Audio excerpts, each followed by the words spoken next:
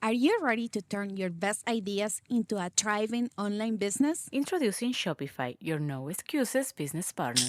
You might not realize, but our podcast, More Than Mammies, it's a business. And we started it, of course, to talk about maternity, not to become an e-commerce expert. So yeah, we needed some help selling our merch and getting our store up and running. Woohoo! Another sale! Shopify is a commerce platform revolutionizing millions of businesses worldwide. No matter if you are a garage entrepreneur or a big business, Shopify is the only tool you need to start and grow your business without the struggle. With Shopify's single dashboard, you can manage orders, shipping, and payments from anywhere, giving you the insights you need wherever you are. Sign up for $1 per month trial period at shopify.com/sonoro, all lowercase. Go to shopify.com/sonoro to take your business to the next level today. Shopify.com/sonoro.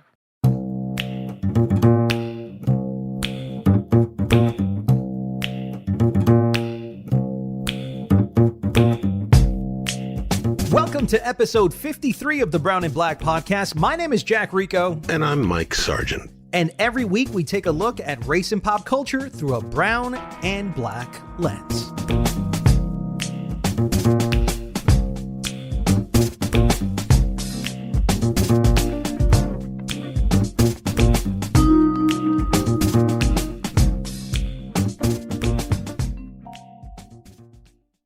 Mike, we got an interesting episode today. Yes, we do. It's a return to culture. We've been away for it for a minute. Yeah, because the world's gone crazy since 2020 up to now in a way that it was like a perfect storm.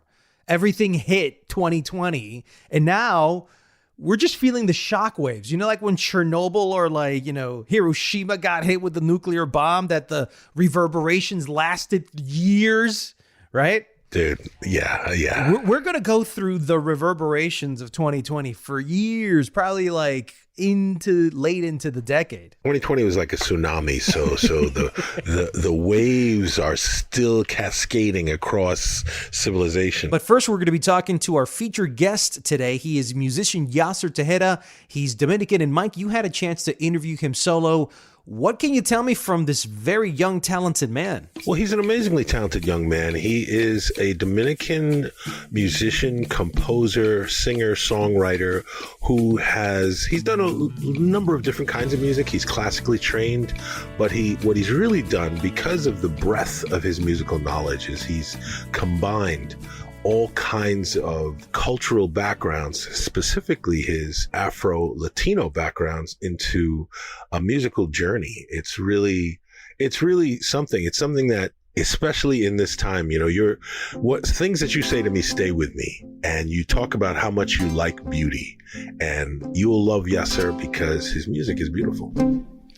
Por ahí nada más, mira qué bonito viene. I like that music, Mike. It's the type of music that I like. I thought of you. It has Latin in it, has the world in it. But before we talk to Yasser, Mike, we got to talk about the biggest movie hitting theaters this week. Black Widow. You don't know everything about me. I've lived a lot of lives before I was an Avenger, before I got this family. I made mistakes choosing between what the world wants you to be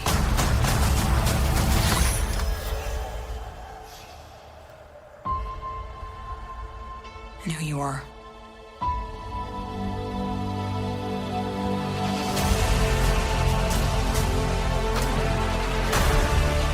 Go back to where it all started. Where did you think I was all this time? We have unfinished business. My girls are the toughest girls in the world. I'm sorry. We had our orders and we played our roles. It wasn't real. It was real to me. To me, you were everything. Bring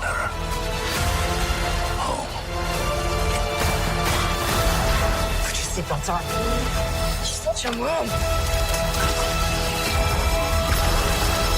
One thing's for sure. I'm done running from my past.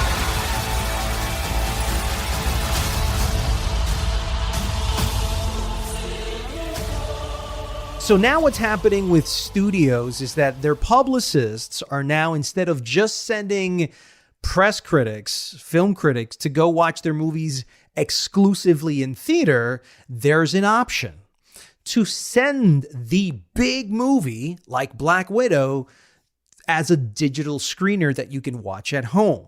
Mike, what did you choose? Before I even tell you, I of course chose being at home because I'm a total hermit. All right, So but did I I. do want to give a little context to what you're saying, because what's interesting is we're just edging into the summer, and we're just edging into the period New York has lifted all the restrictions and whatnot, but any indoor environment has some sort of guidelines. But what's interesting is Disney is an industry leader, and for them specifically to be giving an option is interesting. Now, of course, they do have a streaming component. Quiet Place 2, I had to see it in the theater. It was the first movie I saw in like 15 months in the theater, but they would not give out screeners. But that wasn't Disney, though. No, that wasn't Disney. That's Paramount. So there you go. So interesting. Well, we got a chance to see Black Widow. And listen, the luster of the 7.1 Dolby Atmos, you're not going to get that at home. It was nevertheless very entertaining, this film. Now, did I love it? I didn't love it. I liked it. What were your thoughts initially? I liked it. I did not love it. I felt it went off the rails a few times. But here's what's interesting. And I'm going to always use this term now because I read about it. I was doing research for something and I came across this phrase. And it's a phrase to describe something real. And they talked about emotional contagions. And I love that because that's what going to see a movie is with an audience. And so without that component, certain kinds of movies, scary movies, comedies, action movies, they lose a little something. Interesting. So it's like playing sports without the crowd. Exactly. Which is like what it lacks something. Yes. Lacks that power. That emotional contagion. Well, we got a chance to see it regardless, nevertheless, in our own individuals' homes. And I'm mixed about Black Widow. Here's what I did like about it. What I liked about Black Widow was the performances of the actors were incredible. David Harbour as the dad of Black Widow was hilarious. Rachel Weisz was once again terrific. Stellar. Florence Pugh, though, man, star. You had obviously Scarlett Johansson.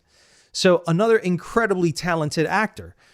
You have these four together and you're going to have magic, except that the storyline, Mike, the premise in itself of this film just seemed a little dry to me. I wasn't really interested in the relationship with this put together family of spies back in the 90s in Ohio. And I just wasn't enveloped or enraptured by that storyline. I didn't like the family drama and how it collided with the Marvel universe.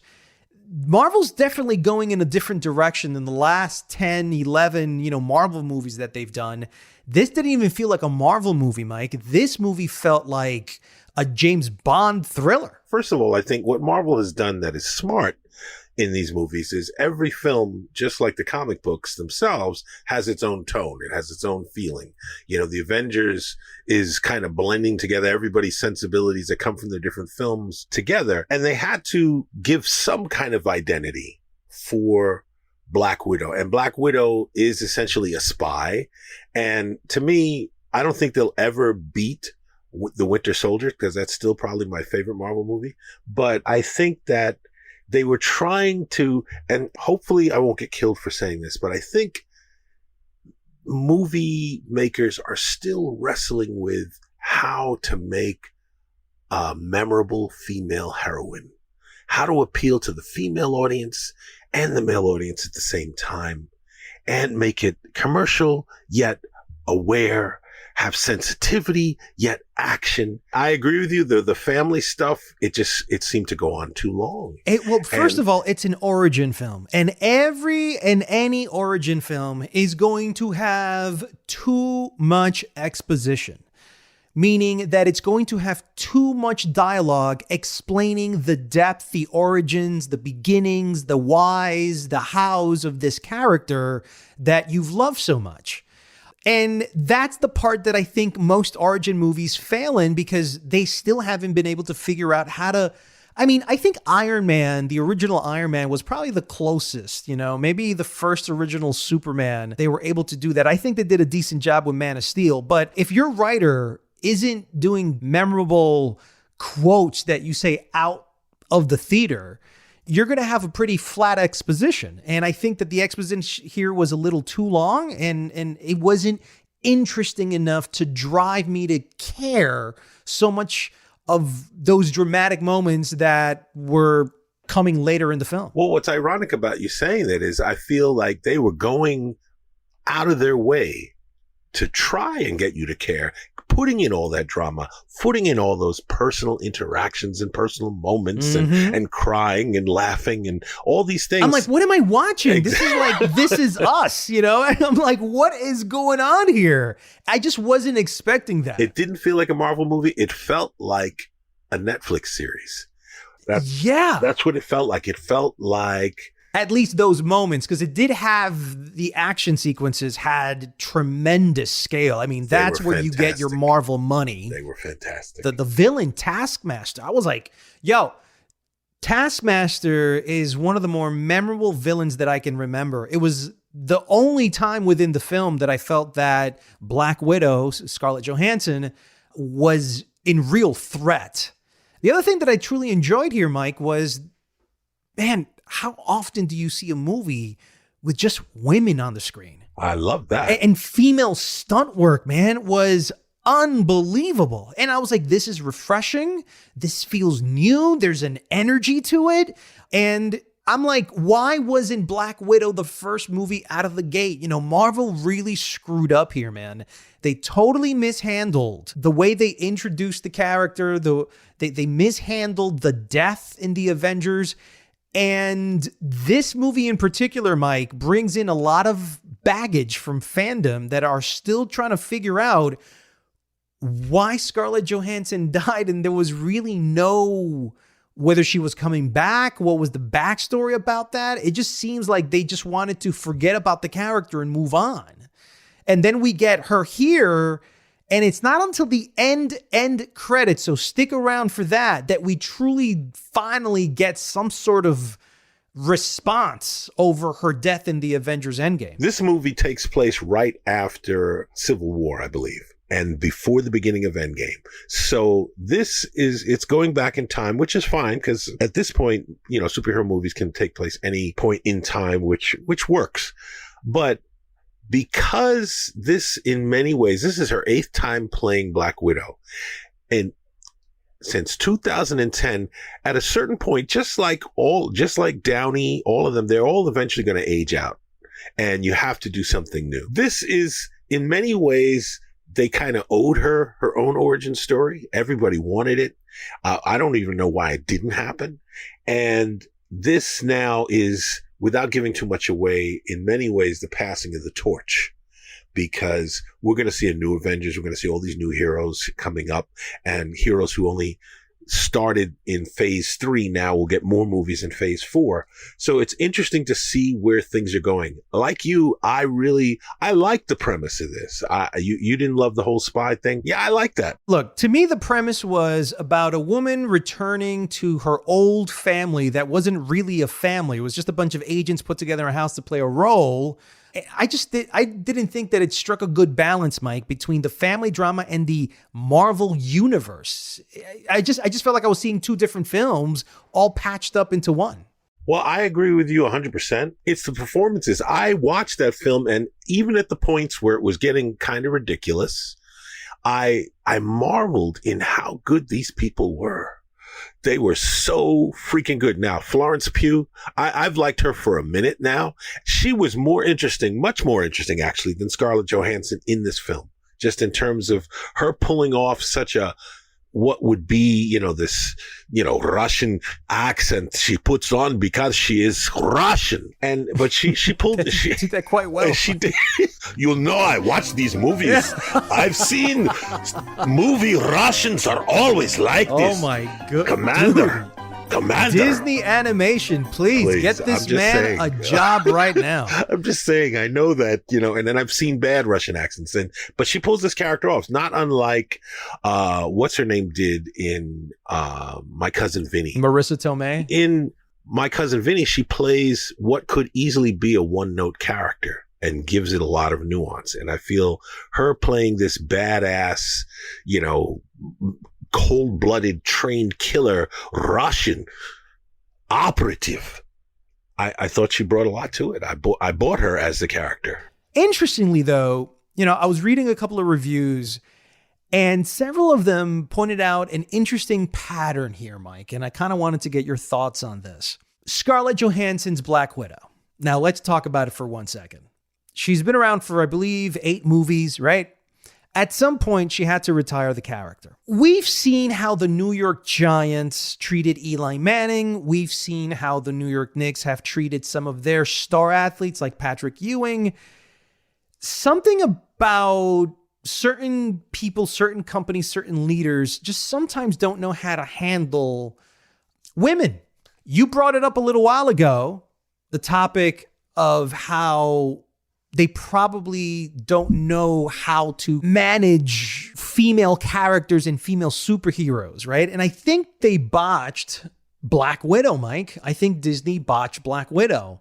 First of all, Black Widow should have been their first female movie. The first one that Marvel should have put out. It should have been Black Widow. Unfortunately, it wasn't, and DC beat them to the punch by putting out Wonder Woman. So now you have Marvel coming out with Captain Marvel. And you're still kind of waiting, like going, but wait a minute. Isn't Black Widow an Avenger? Why do all the men have solo films? And we're now in 2021 after Me Too, after Time's Up. We're now just getting Black Widow? Is kick-ass, badass character? Number 2. The controversy about her death in Endgame. Who did she give herself up to? A dude, right? A dude that most people don't even like. In Hawkeye with Jeremy Renner. She kills herself and you don't really know anything else after she disappears, except, where was she? In the meantime, Iron Man is getting one of the greatest send-offs in cinematic history. With the full all-star cast there for Iron Man, but not even a funeral for Black Widow in the film? So already it's like weird. And then we see the film and it's the end credit that finally answers that controversy. And you left it at the end of a credit? And I wonder if those are sexist, unconscious bias moves by men in power who just feel like women should be treated like that. But then again, it's not happening over at DC because Wonder Woman right now is the one that's revitalizing all of their... So I don't know if it's a Marvel sexist thing or if it's a male thing. I don't know, Mike, but it's just fairly interesting. First of all, I think let's look at the female superhero genre.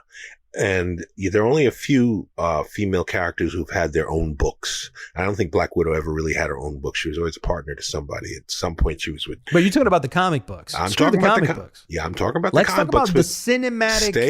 Stay with me. I'm talking about the comic books because the comic books are what inspire the movies. So, you take these characters who had their own book and had their own following and then give them a movie. Now, Black Widow never had her own book, really.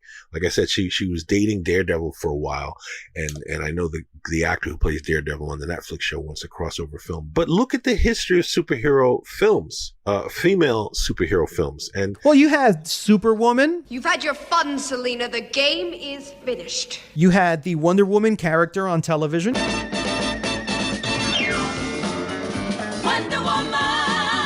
You had the Bionic Woman. I am a highly trained OSI agent. And I have very special capabilities. No, I'm just talking about, you said movies. We're just talking about movies now. Ah, okay. All right, talk about movies. The Supergirl, that did not work. Catwoman. That did not work. Harley Quinn, that did not work. What about the one with Jennifer Garner, Elektra? That did not work. Okay. So, and even the second Wonder Woman did not work. Well, I'll put an asterisk on that one. All right. Well, in my opinion, it did not work. They've even started giving women writers and directors the power, because this film was someone that from what I understand, Scarlett Johansson handpicked. She never did a big budget film before.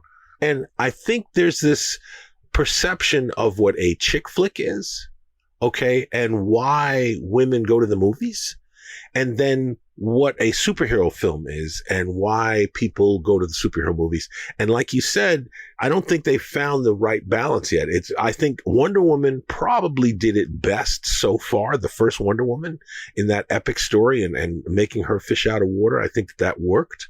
But you tell me, you name another female superhero film that really worked. Listen, Captain Marvel hit $1 billion. And what were the reviews like? Mixed to good. I would say mixed to good. It wasn't terrible. And what did you think of it? It was not terrible. No. I liked it. It's hard to kind of juxtapose her and Black Widow. I think that's apples and oranges. Black Widow's an Avenger, man, and she should be the queen of the Marvel Cinematic Universe. And I just think Marvel's mishandled it to the point that, honestly, they shouldn't be touching any more female movies right now, man. DC is definitely the place to go to watch female superhero movies.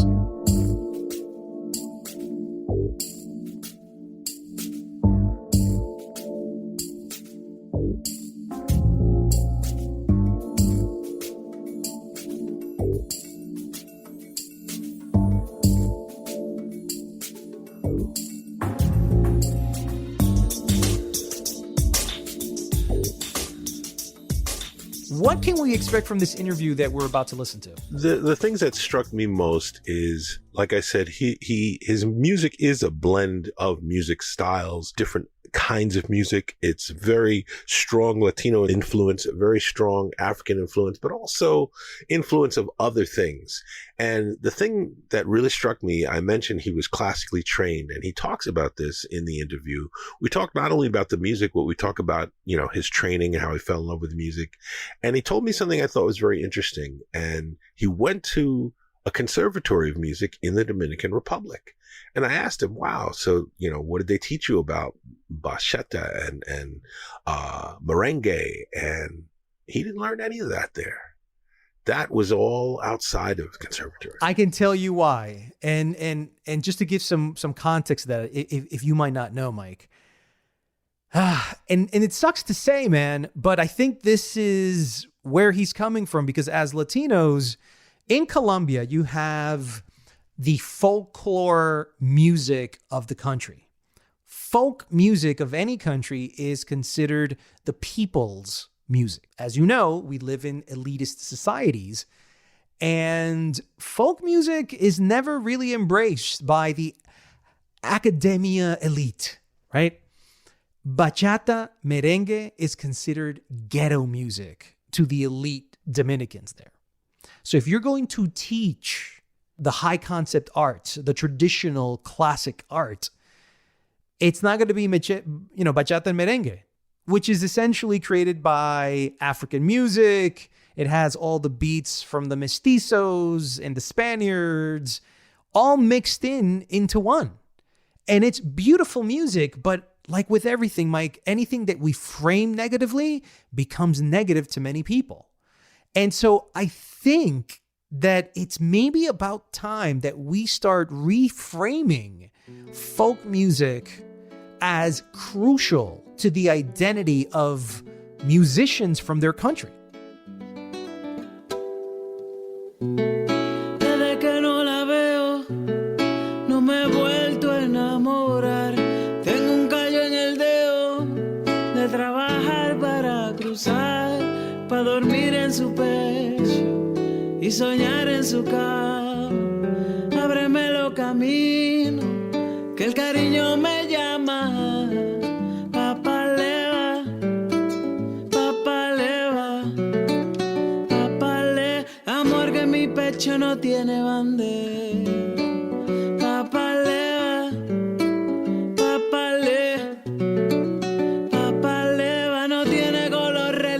frontera.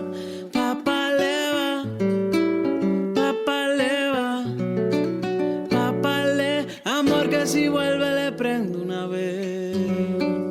Papá leva, papá. And this is Mike Sargent here for Brown and Black, and I'm with Yasser Tejeda, who's got a new EP that is really reflective of a musical journey he's been taking that discovers his roots, that connects him to the African roots that, well, let's just say a lot of our music, and when I say our, I am going to say people of color because we try to put it together, both being African descent and of Latin descent.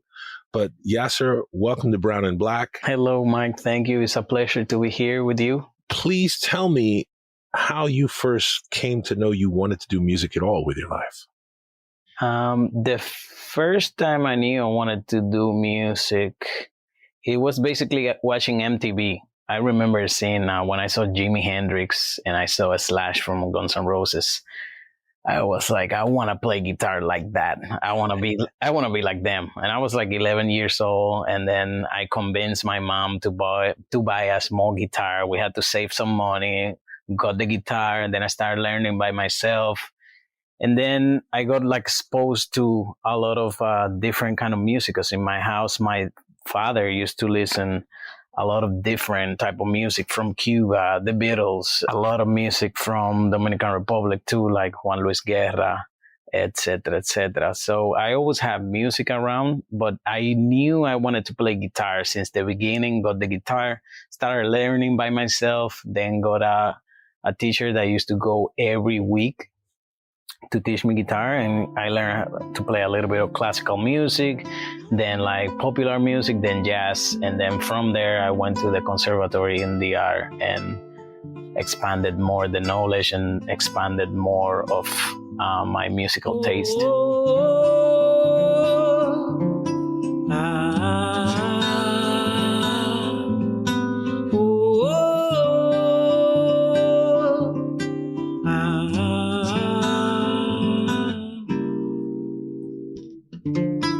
Siente este ritmo que es de nuestra isla, pa' los caribeños, fuente infinita. Busca tus raíces, que esa es la verdad de nuestra mezcla, la unión ancestral.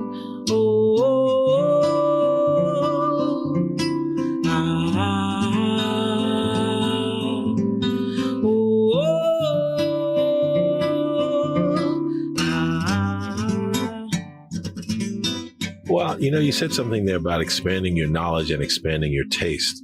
And to me, it sort of brings up the notion that the more you learn about culture, about music, the more you open yourself up to different kinds of music. Doesn't that end up enriching the kind of art you're going to create?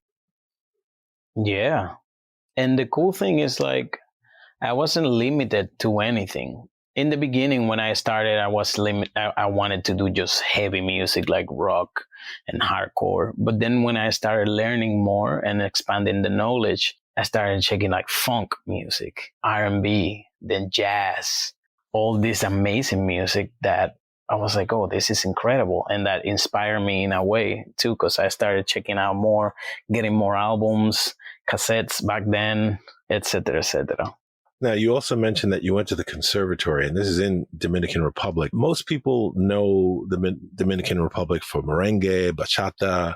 What did you learn there, and what were they teaching you? Yeah, and the conservatory is there's a lot, they call it popular music. They have two departments, the classical music and the popular music. And it's great in a way, but it's weird in a way too, because it's great you get exposed to jazz and Latin music all over the world, but I didn't learn, for example, merengue in the conservatory. Everything was more focused to jazz and American music or European music, but our music. Does that strike you as strange, or? For me back then, it was cool because I was like a sponge absorbing everything. But what took me to learn music from Dominican Republic, it was starting to play and work with other artists that were doing Dominican fusion music and Afro-Dominican music. And with them, I started learning of that. Like with one of the artists that I started playing, her name is Xiomara Fortuna. Aguaita mama, aguaita ve, aguaita mama, aguaita ve. And she is incredible. And her career has 40 years of recording and doing music of Dominican Republic, like folkloric music or traditional music, and she fused that with jazz and rock and a lot of different cool influences. And that's how I get to know a little bit of Dominican roots music. And playing with her, there's another artist called Luis Diaz. He was like the Jimi Hendrix or Bob Dylan of Dominican Republic.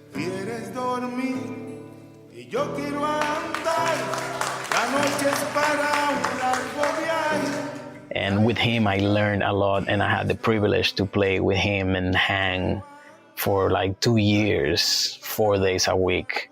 And I learned a lot through them, playing with Irka Mateo, with Tone Vicioso, with Jose Duluc. Those are artists from another generation that have been doing music, making fusions with that traditional roots music of Dominican Republic. And with those, I got inspired and learned. And then the first time I went to the countryside and experienced those celebrations, the drums, the colors, the food, everything, I was shocked because I didn't know that existed in the island. I only knew merengue and bachata. And back then, for me and for people of my generation or class, whatever, it wasn't like that cool to play that. I don't know why. This new album that you have coming, which you called Quijombo? Yeah, Quijombo is already out. Quijombo. The album that is coming out is an EP of 3 songs that I recorded acoustic, just guitar and vocals. And I do 2 songs from Quijombo, just acoustic version, just to show a naked way of those songs, but still keeping the essence of those. And there's a new song there. But in Quijombo, there's a lot of exploration of those Dominican roots rhythm, those Afro-Dominican rhythms. Por ahí nada más. Mira qué bonito viene el sol de la madrugada. Por ahí nada más. Mira qué bonito viene el sol de la madrugada.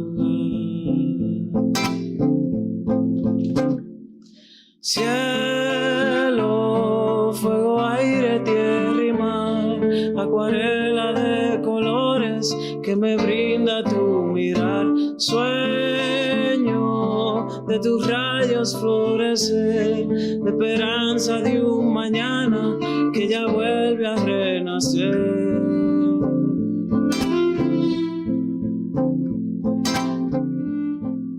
Hearing that music from the EP, it was very evocative, very emotional. I don't, I mean, I know a little bit of Spanish. I don't even know necessarily what all the lyrics are, but I could feel what you were singing about and what you're playing. So to me, it was very emotional. But one track in particular, you had some liner notes, the one that translates in English to the early morning sun.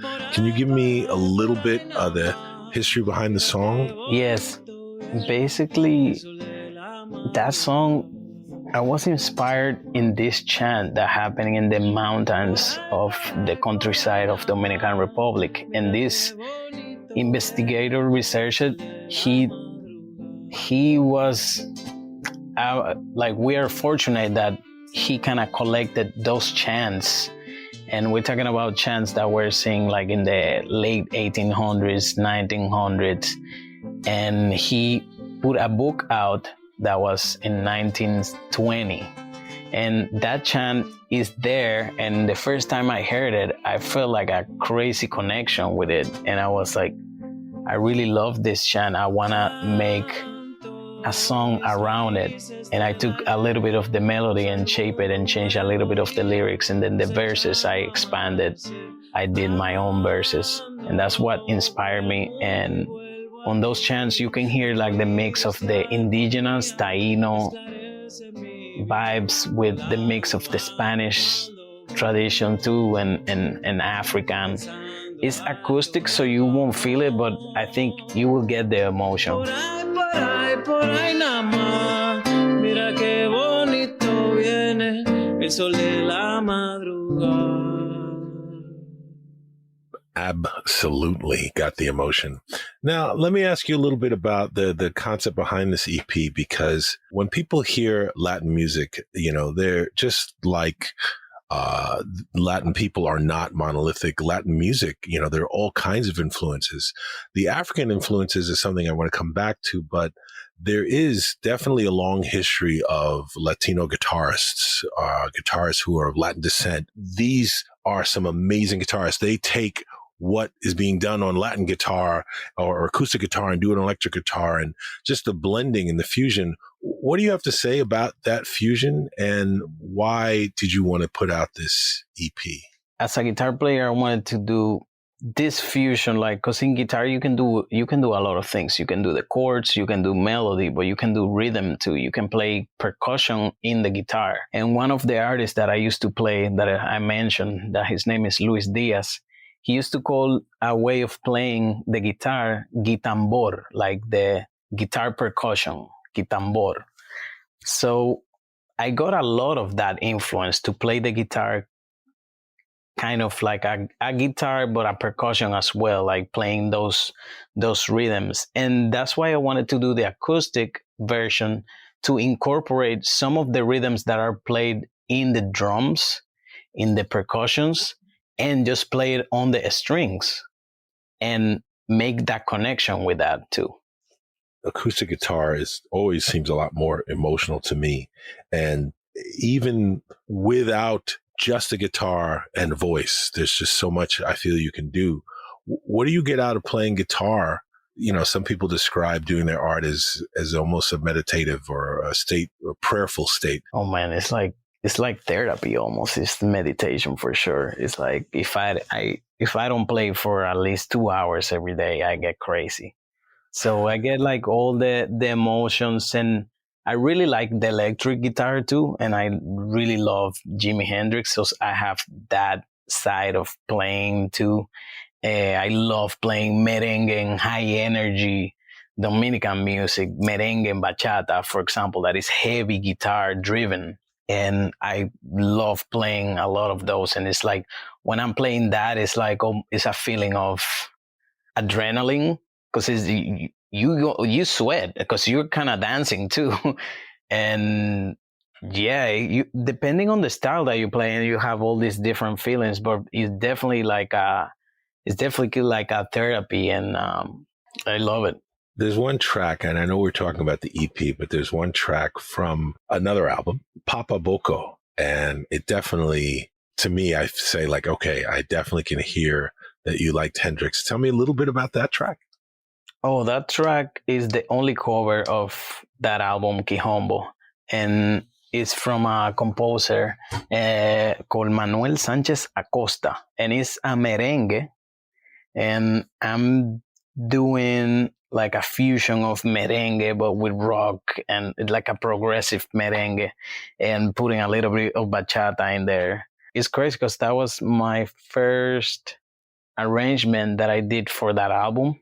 And I wanted to do a really high energy merengue that is different, making the fusion of rock and roll and a little bit of R&B, but with bachata, making that connection that there's no limit in music, and they shouldn't be limits us as human beings. There shouldn't be limits of like race or politics or religion. And on that album, there's one song that we talk about that. And that's basically what we're trying to do with this music, is showing that music doesn't have borders or limits, that we can play merengue with R&B, play merengue with rock and roll, play a merengue that goes, there's a song called Swing Ripiao that goes from merengue, traditional merengue, to swing.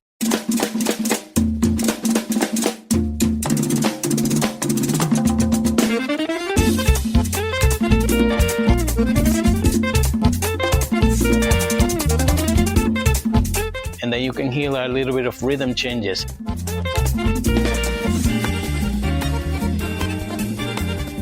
You can get a little bit of a vibe of gospel too, because I play guitar for a gospel church, and there's so many connections with that. And that's why I loved when I received the invitation to this podcast. I was like, I love this because we are so connected, and at the same time, there seems to be a disconnection because people think we come from different places. At the same time, we have these connections that goes beyond us, that is shown in the music.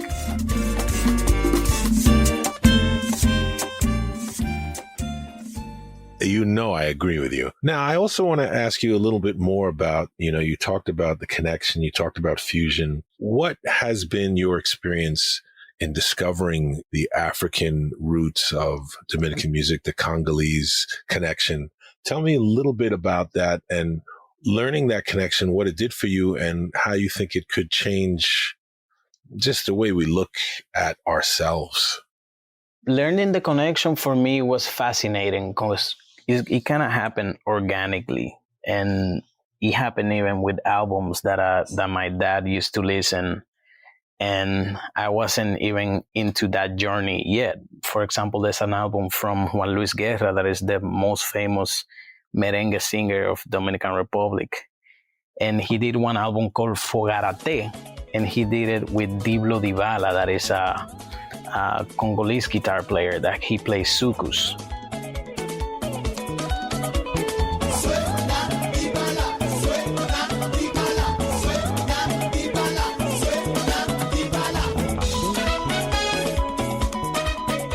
So from there, you start seeing the connection of African-style guitar with Dominican music, with merengue, for example. And once I started seeing more of the rhythms of Dominican Republic and the celebrations, and being in the countryside and checking these beautiful dances, beautiful drumming, the colors, the way the people are, and they receive you, and you feel the warmth, and you feel like this is heavy African things. And it's really cool in the Dominican part, depending on what rhythm we're talking about, but almost all of the African rhythms, all of the Afro-Dominican rhythms, you have the African element on the drums, but then you hear melodies that has some Spanish elements, and then you see some instruments like the maracas or different ways of playing that are Taino influence, and then you see this whole connection that we have. And then you, see music from Morocco that they play a type of music with panderos, and you're like, this is similar to what they play in Villamella, Salve de Villamella. So you see these strong connections, and what I was trying to do is connecting, using my instrument that I play, that is the guitar, and making those connections with the guitar and with the music that I have a lot of influence too. And even that helped me to research, because I think thanks to the music is why I learned more of the traditional music of Dominican Republic. Because if I wasn't a musician, if I was just a doctor and stay like in the capital and just lived a regular life, I wouldn't known anything of the stuff we're talking about. I would probably see it and see like, oh, okay, that's cool. But since I'm a musician and I saw this, I was like, oh my God, I need to research more, and I need to go more deep in the countryside and see the connections that we have, and see these rhythms and these celebrations that are kept from generations and generations for like 400 years. And it's so beautiful how the elderly passes those generations to the younger, and you see the kids playing drums, you can see the elderly playing, you can see middle-aged dancing, you can see the whole spectrum of how the celebrations are. So that gave me a lot of inspiration and energy to keep researching and to inject that in my music so I can put a stamp of this is original music that comes from where I come from Dominican Republic, that comes with a background that has more than 300 years of fight, of abundance of richness in the culture. So I wanted to put a stamp on that and present it in the world, that I'm lucky that I'm here in New York and I can play shows outside and there will be people from all over the world. And these are things that I talk between songs and during the sets. And so people approach me from different backgrounds and they're telling me, wow, I didn't know that existed in Dominican Republic. And that is my goal with this music that I'm doing. And it's more like to inspire younger generations, to even inspire the diaspora of people that probably born here and didn't even know some of this stuff existed. Some of these rich cultural factors existed. And that's basically the goal of it, that the music will speak itself and will motivate people to check more stuff out. And that's something that I kind of live for. I make music for that. And even talking about that, it gave me goosebumps, because I'm passing my music, but more than that, I'm passing traditions and I'm passing interest to people that are saying, oh, wow, this is like that. I would love to go there and see this and this, or I will go on YouTube and check it out more of this. And yeah, it's part of it. And something that make me do that too is that even in our own country, certain people marginalize these rhythms and these styles that are not merengue and bachata, because there's some way more complex theoretical thing. They say that that's not ours, that come from Haiti and blah, blah, blah, blah, blah. But that's really Dominican. And it's in the whole island. The beautiful thing is, like, you have in this island, and depending on what region you are, you see and hear different rhythms and depending on what time of the year. So it's so rich. And that's basically the goal of the project, the goal of my music, and the goal of doing this fusion, not comparing it, but making the relationship with different African music and making it one, like we are. We are a combination of a lot of things, but we are one. Wow. It's sort of like storytelling. You know, a lot of traditions are passed down from storytelling, and the music, like you said, spoke to you, and the music beckoned you to dig deeper, find out more about me. And as you do, it also allowed you to find out more about yourself, about your culture, about why the music was created. The beauty of the land inspires you to create. So that's the real circle of life.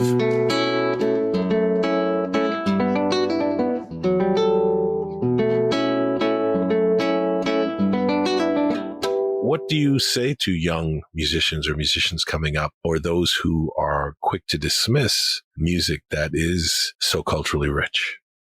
You know, think outside the box and do what you feel in your heart too, and be open to any style of music or any type of music that people show you, because you will learn something else from other cultures or even your own culture. So just keep yourself open, and yeah. Now, where can people find all of your music, and what albums should they look for? We mentioned the EP that's coming out. So give us a little bit of your catalog so people can find you. You can find me on Spotify and all the digital platforms. You can write Yasser Tejeda, and you will see 2 albums. My most recent album, that is Quijombo, that was released in 2019. Then my first album, that is called Mezclanza, that it was released in 2009. And then you'll see my single that just released today, El Sol de la Madrugada, the early morning sun, that is part of the new acoustic EP that I will put out on June 25th. And another one that talks about that love is universal and there's no limit of religion, of color, of flag, or borders. That one is called Amor Arellano.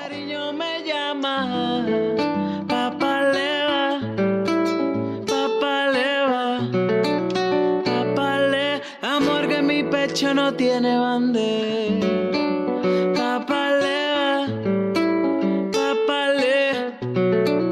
Papaleva no tiene color, religión ni frontera. Papaleva, amor que si vuelve le prendo una vez. Papaleva,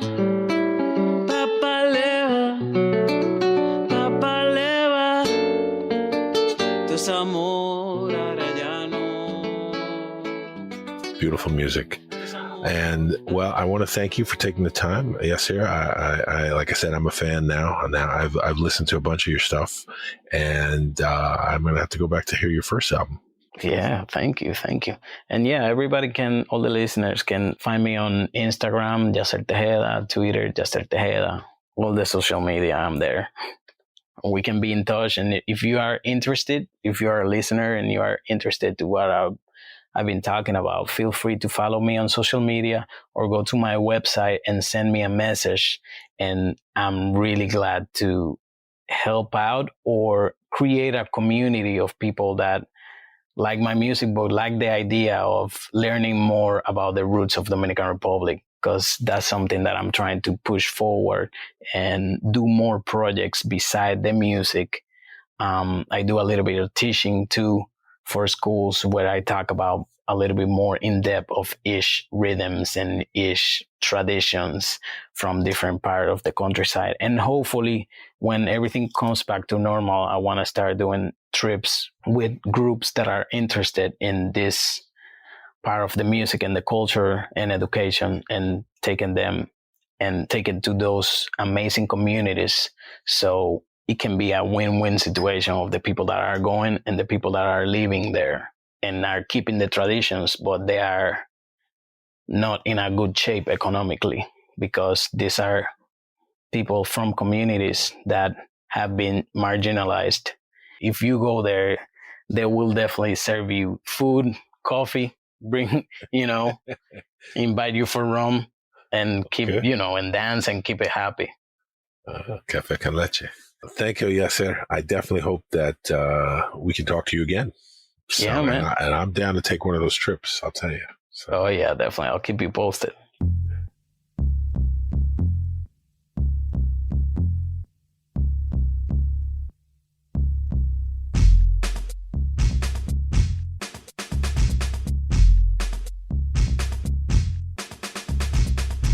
That's it for this 53rd episode of Brown and Black. We'd like to thank Yasser Tejeda for coming on the show. If you would like to support this podcast, please subscribe and leave a review.